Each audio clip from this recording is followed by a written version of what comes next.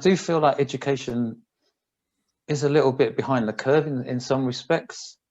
You know, it was kind of, I was reading something recently, and it was 20 years ago when people were saying, you know, ultimately every company is going to be a software company, and what they mean is every company, not just tech companies, but every company is going to need to go digital and use software to, you know, succeed in their business. And if you just think of schools businesses as getting good outcomes for young people. And then you start thinking about the everyday examples. You know, when you think about things like Spotify as an example, Spotify, it sort of feels like a tech company. It's actually a music streaming service, isn't it, at the end of the day?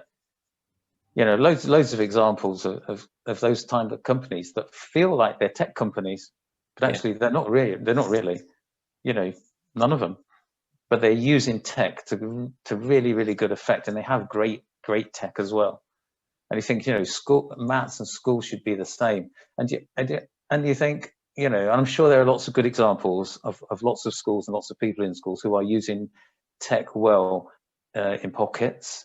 But actually, it's the honest truth that I myself, within the last 2 years, have been to schools where they still do paper registers. And that's no exaggeration whatsoever.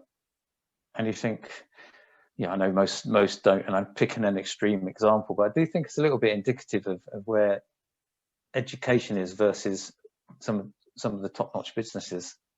Well, it's not even top-notch businesses, because, you know, I use Spotify as an example because, you know, everyone will know it. But you know, I subscribe to this company that sends you coffee in a box. They're just the same. They've got equally good tech.